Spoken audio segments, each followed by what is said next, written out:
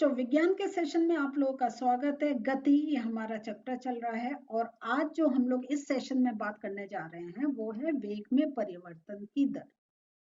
अब वेग में परिवर्तन की दर, इसका क्या अर्थ होगा बताइए। वेग में परिवर्तन हो रहा है तो कब हो रहा है, किस स्थिति में हो रहा है? चलिए इसी को समझने के लिए आज का हम सेशन ले रहे हैं।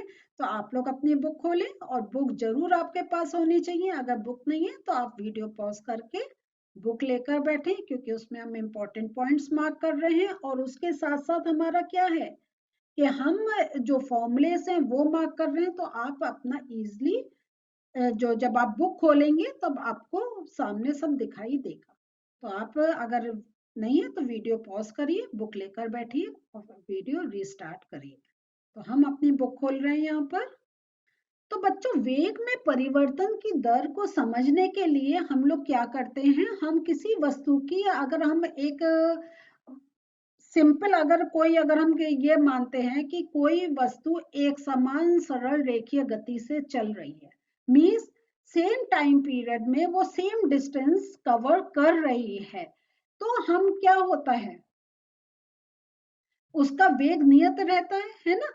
वो उसमें हमें इस अवस्था में हम किसी भी अगर हम टाइम पीरियड समयांतराल में वस्तु के वेग में हम जो परिवर्तन है वो हमें शून्य मिलेगा। कि अगर हमें कोई परिवर्तन देखने को मिल ही नहीं रहा है, कि हम देख रहे हैं कि अगर हम एक एवरेज टाइम 5 मिनट का ले रहे हैं तो 5 मिनट में हम देख रहे हैं वो 25 मीटर चल रही है, फिर नेक्स्ट 5 मिनट में फिर 25 मीटर चल रही है, फिर नेक्स्ट 5 में 25 मीटर चल रही है। तो हम इसमें कोई परिवर्तन देख रहे हैं? परिवर्तन, हाँ, जगह बदल रही है, लेकिन अगर हम डिस्टेंस और टाइम को करें तो हमें कोई भी परिवर्तन देखने को नहीं मिल रहा है। लेकिन अब दूसरी जगह देखते हैं, जब कोई वस्तु एक असमान गति से चल रही है। तो असमान गति आपको अब तो याद हो गया ना, समान गति और असमान गति। तो जब असमान गति से चल रही है तो हम ये देखेंगे कि जो अगर हम एक टाइम को कांस्टेंट रखें तो हमें डिस्टेंस में वेरिएशन मिलेगा, और डिस्टेंस को कांस्टेंट रखें तो हमें टाइम में वेरिएशन मिलेगा। मींस कभी कोई वस्तु, जैसे अगर हमने टाइम अपना रखा है कि चलो देखते हैं 5 मिनट में वो कितना चल रही है, तो कभी हमें मिलेगा 5 मिनट में वो 10 मीटर चल रही है, कभी मिलेगा 5 मिनट में वो 5 मीटर चल रही है, कभी हमें मिलेगा 5 मीटर में वो 25 मीटर चल रही है। तो ये सेम टाइम में हम देख रहे हैं डिस्टेंस में वेरिएशन हो रहा है। और अगर हम ये देख कैलकुलेट करें, अच्छा ये जो अगर जैसे 10 मीटर है, तो अगर असमान गति से चल रही है तो पहला जो 10 मीटर है उसने कितने समय में तय करा, दूसरा 10 मीटर कितने समय में तय करा। तो पहला 10 मीटर उसने 5 मिनट में तय करा, दूसरा 10 मीटर हो सकता है उसने 25 मिनट में तय करा। तो ये एक असमानता हमें देखने को मिलती है। तो इसका मान विभिन्न समयों पर एवं विभिन्न बिंदुओं पर हमें भिन्न भिन्न मिलता है। तो इस प्रकार हम देखते हैं कि किसी भी समयांतराल पर वस्तु के वेग में परिवर्तन शून्य नहीं होता है। तो यहाँ देख रहे हैं कि अगर असमान गति में वेग समय के साथ परिवर्तित होता है तो इसका मान विभिन्न समयों पर एवं विभिन्न बिंदुओं पर भिन्न भिन्न होता है। और अगर हम वस्तु के किसी भी समयांतराल पर वस्तु के वेग में परिवर्तन शून्य नहीं होता है, तो क्या अब हम वस्तु के वेग में परिवर्तन को व्यक्त कर सकते हैं? तो अब हम ये देखते हैं जो परिवर्तन शून्य कब है कब नहीं है। तो जब परिवर्तन शून्य है तो इसका अर्थ है कि जो वस्तु है वो समान गति से चल रही है, और अगर परिवर्तन शून्य नहीं है तो इसका अर्थ है कि जो वस्तु है वो असमान गति से चल रही है। तो अब अगर हमें अब इस तरह के प्रश्नों का उत्तर देने के लिए कि अगर जैसे है कि क्या अब हम वस्तु के वेग में परिवर्तन को व्यक्त कर सकते हैं, मेन ये बात आ रही है कि ये जो परिवर्तन हो रहा है इसको कैसे व्यक्त करें।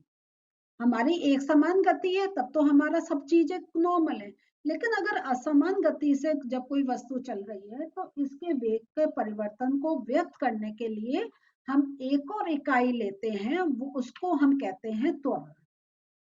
इंग्लिश में इसको एक्सेलेरेशन बोलते हैं। तो यहाँ ये जो है और ये जो त्वरण है ये है कि जो कि एक वस्तु के प्रति इकाई समय में वेग परिवर्तन की माप है। तो त्वरण का अगर हमें जब हम कैलकुलेट करते हैं या अगर हम कहें वेग में परिवर्तन को अगर हमें कैलकुलेट करना है तो हमने एक और अपनी वैल्यू ली है त्वरण की, और उसको कैलकुलेट करने के लिए क्या करते हैं, त्वरण इज इक्वल टू वेग में परिवर्तन और लिया गया समय। वेग में कितना परिवर्तन हुआ है, तो एक वस्तु का अगर वेग प्रारंभिक वेग u से t समय में बदलकर v हो जाता है तो त्वरण क्या होगा, v minus U upon T. तो ये याद रखिएगा, जो हमने पहले भी फॉर्मूले में देखा था, u जो है ये प्रारंभिक वेग होता है और v जो होता है ये अंतिम वेग होता है, जो बदला हुआ वेग होता है। तो इस प्रकार की गति को हम त्वरित गति कहते हैं। मीन्स जब कोई वस्तु असमान गति से चल रही है तो हम उसको असमान गति नहीं बोलते हैं, हम बोलते हैं वो त्वरित गति से चल रही है। ठीक है, यदि त्वरण वेग की दिशा में है तो हम इसे धनात्मक लिया जाता है, और यदि वह वेग के विपरीत दिशा में है तो हम इसे ऋणात्मक लेते हैं। ये बहुत इंपॉर्टेंट पॉइंट है, तो यहां से ये पूरा आप मार्क कर लीजिए। और इसका मात्रक भी मीटर पर सेकंड है, लेकिन यहाँ पे क्या है, मीटर हम second raise to the power -2, उसको भी हम आपको समझाएंगे कि हम यहाँ पे जैसे हमने मीटर पर सेकंड लिया है, लेकिन यहाँ पे हम क्या ले रहे हैं, हम यहाँ पे s raise to the power -1 है, यहाँ पे s raise to the power -2 है। वो क्यों है,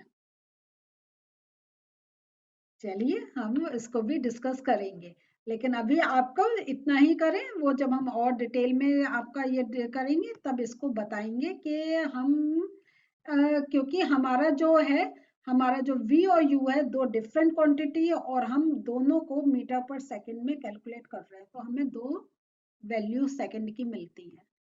तो इस बात को याद रखिएगा। तो यदि एक वस्तु सीधी रेखा में चलती है और उसका वेग समान समयांतराल में समान रूप से घटता या बढ़ता है तो वस्तु के त्वरण को एक समान त्वरण कहा जाता है। ये भी अब है, ये आपका ये चैप्टर बहुत इंपॉर्टेंट है।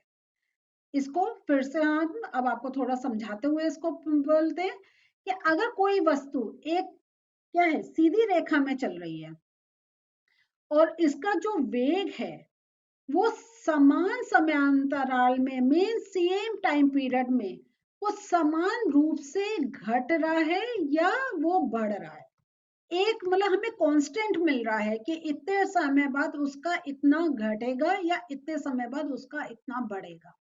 तो ये जो इस प्रकार का अगर समान हमें एक वो मिल रहा है कि घटना या बढ़ना, तो जैसे कोई चीज होती है ना, जैसे कोई चीज होती है ना कि वो एक समय तो ठीक चलती है, लेकिन जैसे जैसे वो अपने डेस्टिनेशन के पास पहुंच रही होती है उसका जो टाइम पीरियड वो कम होता चला जाता है या वो ज्यादा होता चला जाता है, तो उस समय हम वस्तु के त्वरण को हम एक समान त्वरण कहते हैं। जैसे अगर हम कहें स्वतंत्र रूप से गिर रही एक वस्तु की गति एक समान त्वरित गति का उदाहरण है। दूसरी ओर एक वस्तु असमान त्वरण से चल सकती है यदि उसका वेग असमान रूप से बदल रहा है। तो यहाँ पे अगर हमें वेग में डिफरेंस तो मिल रहा है, लेकिन उसमें हमें ये एक पता चल रहा है कि जैसे जैसे टाइम अगर कहीं इंक्रीज हो रहा है उसका वेग भी इंक्रीज हो रहा है, या एक सेम उस पर वो डिक्रीज हो रहा है, तब तो हो गया एक समान त्वरण। लेकिन अगर यही जो इंक्रीज और वेग में जो इंक्रीज और डिक्रीज है वो एक कांस्टेंट नहीं है, कभी 1 मिनट का डिफरेंस आ रहा है, कभी 5 का, कभी 6 का, कभी 2 का, तो वो जो होता है उसको हम कहते हैं असमान त्वरण। जैसे अगर हम कहें यदि एक कार सीधी सड़क पर चलते हुए समान समयांतराल में असमान दर से चाल को परिवर्तित करती है, तब हम कहते हैं कि ये जो कार है वो असमान त्वरण के साथ गतिमान कर रही है। लेकिन अगर कोई हमने जब कोई वस्तु ऊपर से फेंकी है तो वो ग्रेविटेशनल फोर्स से नीचे आ रही है, तो उसका क्या हो रहा है, कि पहले तो वो थोड़ा टाइम ले रही है, लेकिन जैसे जैसे वो अर्थ के पास आती चली जा रही है, अट्रैक्शन इंक्रीज होता चला जा रहा है, तो एक कांस्टेंट उससे उसका जो एक स्पीड है वो एक और ज्यादा इंक्रीज होती चली जा रही है, तो हम उसको एक समान त्वरण कहते हैं। तो यहाँ पे हम एक और एग्जांपल लेते हैं। विरामावस्था से राहुल अपनी साइकिल को चलाना शुरू करता है और 30 सेकंड में वो 6 मीटर पर सेकंड का वेग प्राप्त कर लेता है। वह इस प्रकार से ब्रेक लगाता है कि साइकिल का वेग अगले 5 सेकंड में कम होकर 4 मीटर पर सेकंड हो जाता है। तो इसमें आप त्वरण की गणना कीजिए। तो अब यहाँ पे अब आपको v और u का समझ में आएगा। अभी हमने क्या कहा है, वो विरामावस्था में है, मीन्स उसकी जो स्टार्टिंग जो प्रारंभिक वेग है वो 0 है, और फिर जब वो उसने चलाना शुरू करा तो उसका जो वेग था वो हो गया था 6 मीटर पर सेकेंड। तो u की वैल्यू 0, v की वैल्यू 6 मीटर पर सेकेंड, समय अंतराल t। अब हमें क्या करना है, त्वरण ज्ञात करना है। तो त्वरण का हमारा formula a is equal to v minus U upon T. तो हमारा v की जगह 6 और जो हमारी इनिशियल जो थी प्रारंभिक वेग वो 0 था, तो 6 माइनस 0 अपॉन 30। तो यह आ गया हमारा 0.2 मीटर पर सेकेंड। अब दूसरी अवस्था जो थी तो उसमें क्या था, यहां देखें ना, वह इस प्रकार से ब्रेक लगाता है कि साइकिल का वेग अब 5 सेकंड में कम होकर 4 मीटर पर सेकंड हो जाता है। तो उसका 6 मीटर पर सेकंड से उसका वेग रिड्यूस हो गया 4 मीटर पर सेकंड। तो यहाँ देखिए, तो हमारा जो पहला वेग था जो अब हमारा 6 हो गया, और जो कम हुआ जिसमें अब जो लास्ट वाला वेग हुआ जो वैल्यू v है अंतिम वेग वो 4 हुआ। तो अब हम माइनस करेंगे, हमारा क्या है v माइनस यू, तो 4 माइनस 6 अपॉन, और ये हुआ 5 सेकंड में। तो दूसरी स्थिति में क्या होगा, हमारी वैल्यू आ जाएगी -0.4 मीटर पर सेकंड त्वरण मान लिया जाएगा। तो इस प्रकार हम देखते हैं प्रारंभिक और अंतिम वेग। तो ये आपके इस प्रकार के बहुत प्रश्न पूछे जाते हैं जिसमें आपको ये ध्यान रखना होता है कि आपको u की वैल्यू 0 लेनी है, क्योंकि अगर हम कह रहे हैं कोई चीज पहले रुकी हुई है फिर चलनी शुरू हुई तो उसका प्रारंभिक वेग हम 0 लेंगे। ये याद रखिएगा, बहुत इंपॉर्टेंट चीज। तो आज के अब हम नोट्स देख लेते हैं।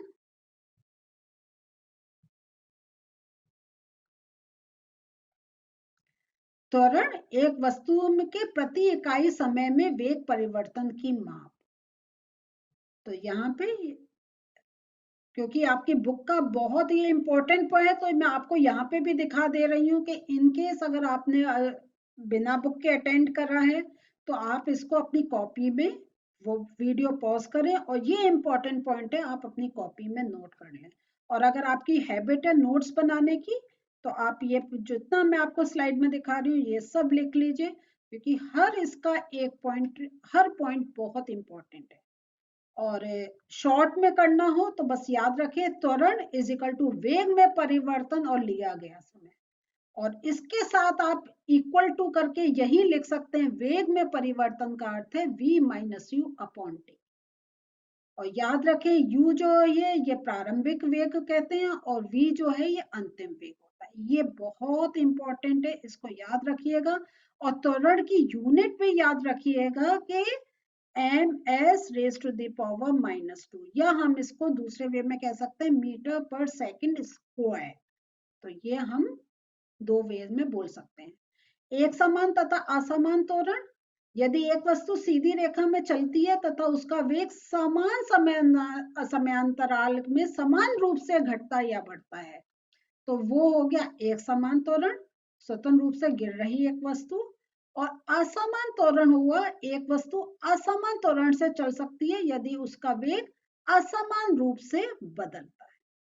तो देखिए वेग में भी परिवर्तन मान रहे हैं, लेकिन वो जो परिवर्तन हो रहा है उसमें भी अगर हमें समानता देखने को मिल रही है तो वो एक समान त्वरण होता है, और अगर उसमें भी हमें असमानता देखने को मिल रही है तो असमान त्वरण आता है। और इसका हमने ये उदाहरण क्लास अभी सेशन में डिस्कस करा था। तो बच्चों बहुत इंपॉर्टेंट पॉइंट्स हैं, इनको जितना मैं आपको स्लाइड्स में दिखा रही हूँ तो ये समझ लीजिए जो स्लाइड में दिखाया रहे हैं ना आपको, वो आपके यहाँ पक्का रहना चाहिए, पूरा याद हो जाना चाहिए, क्योंकि आपके जितने आगे के जो प्रश्न आएंगे या जो हम जैसे जैसे चैप्टर में आगे बढ़ेंगे, ये सारे कॉन्सेप्ट हमारे दिमाग में एक फिक्स रहने चाहिए, जैसे समान, एक समान, त्वरण, गति, है ना। तो अभी एक और सेशन होना है, मिलते हैं फिर से, बाय।